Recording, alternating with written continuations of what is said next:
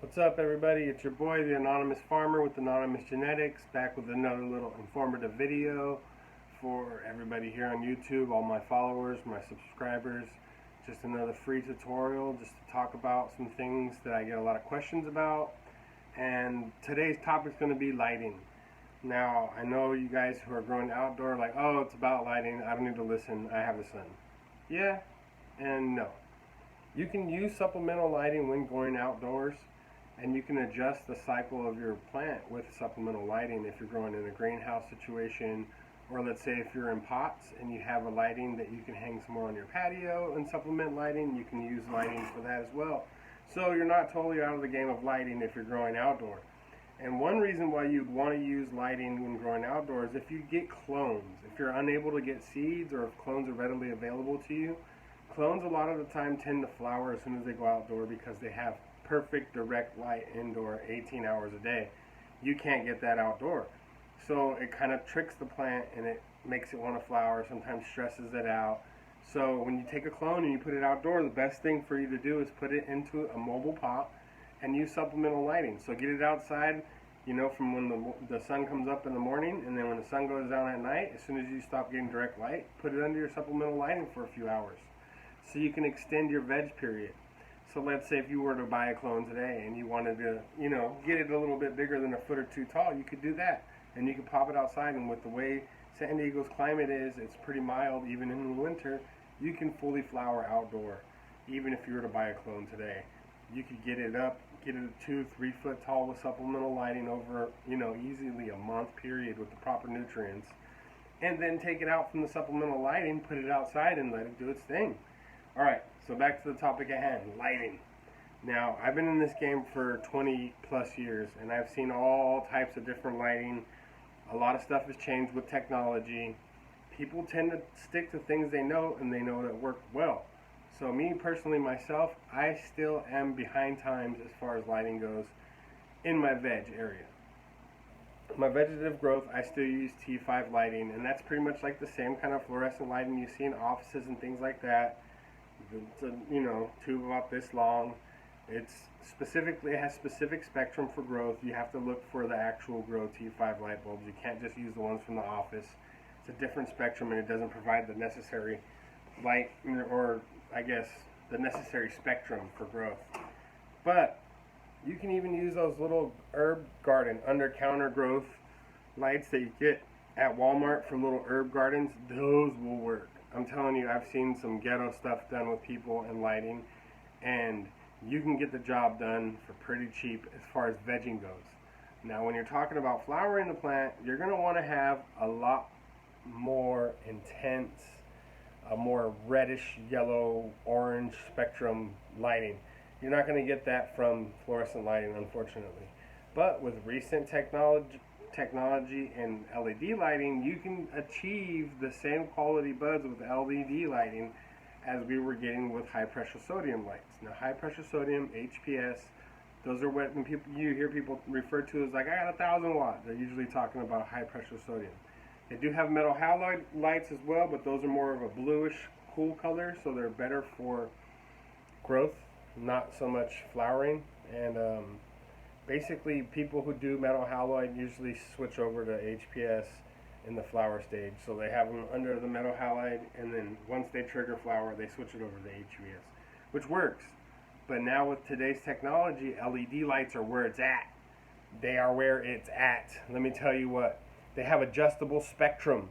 You can literally change the color, the spectrum of the light in the LED light to adjust to the specific strain. Like if you get a strain and it's part of a different location, closer to the equator, further from the equator, spectrum of light is different from the sun in different areas at different times. So you can pretty much mimic exactly the lighting with LED lighting that you can from the sun in anywhere in the world. To me, that's the hugest aspect. It's more control. You have more control, and it's finer tunability with the lighting. So we're not just talking footprints anymore. Everybody used to just talk, oh, I gotta get this hood with this footprint. Man, these LED lights are intense. They use a third of the power. They're relatively cool running lights. Most of them have onboard cooling systems for the motherboard for the lighting. they're awesome. There's so many different manufacturers. There's so many different things right now. I'm personally been watching and looking at what people have been using and paying attention, and there's something called the spider LED light. I haven't done a whole bunch of research on it yet. I'm going to. It's really hard to keep up with the new technology as far as lighting goes. It's making advancements all the time. I remember years ago I tried something called an induction light. There's just been all kind of different lighting. But the main kind of light that you're going to want for vegetative growth that's cheap and readily available, I mean, you can get on eBay, Amazon, have it delivered to your door in 2 or 3 days. It's insane. You can get a T5 light. I personally still recommend T5 lights, but you can get LED lighting that runs off less power, cooler, gives you the same intensity and the same footprint. It just might be a little more expensive initial cost.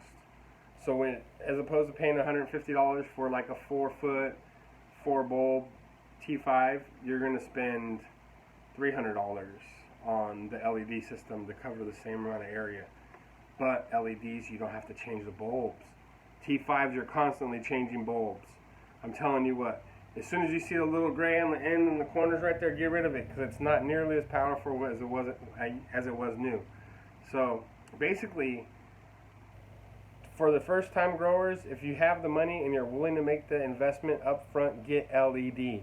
Get LED and try to get an LED that's adjustable spectrum so that you can use it in the cool blues for your vegetative growth, and then you just change it when you're ready to flower. You don't have to change the room, you don't have to move anything, you don't have to change lights, you don't have to change power supply, you don't have to change anything.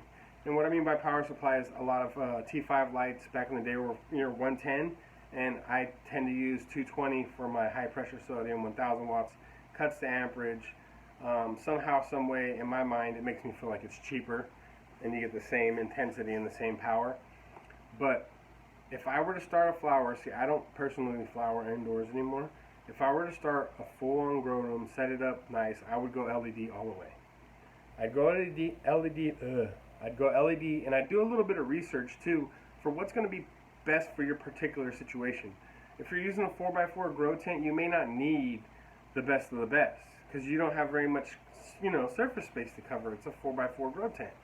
But if you're doing something larger, let's say a garage or a whole room you have dedicated to it, you might want to look into different kind of lighting, perhaps daisy chaining some LEDs. They have light movers as well that actually move the light along basically a chain operated, a motor operated pulley, and moves it back and forth. There's so many different options for lighting. But like I said, let's go over the top three most used lighting.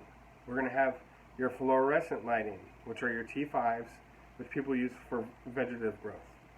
Then you're going to have your high pressure sodium lighting, which is what people like to use when they go from the T5 to the flowering stage. It's more intense. It gives you a thicker, juicier buds.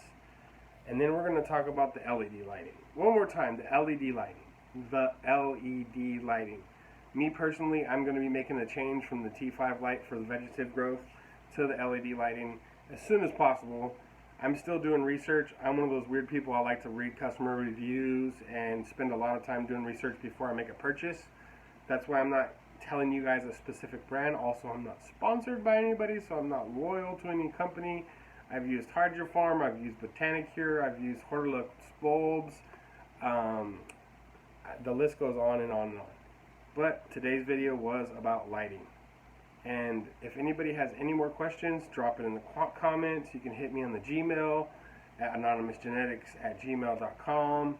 And if you need any consulting issues handled, and you're having an issue with your grow, or you want to set up a grow and you want to have more one-on-one intimate time to go over every specific step and why it's necessary in setting up a grow room, then contact me and we can set up a consulting time, schedule an appointment. I can perhaps even do it over the phone. You can do it in a Zoom. You can do it in a FaceTime. Just real time, so I can be in your garden with you, or we're in your space that you're developing your garden, and help you make the right decision the first time instead of spending time on trial and error. Well, it was your boy, the Anonymous Farmer. This is one of my little OG babies. See that? Look at that. There's growth everywhere. Anyways, your boy, the Anonymous Farmer with Anonymous Genetics, with another informative video. This video is just about lighting. It's not about technique or anything like that. But I hope you guys enjoyed it. I hope it was pretty informational for you, and you guys got any questions, like I said, drop them in the comments, or go ahead and hit me on the Gmail. Once again, your boy, Anonymous Genetics.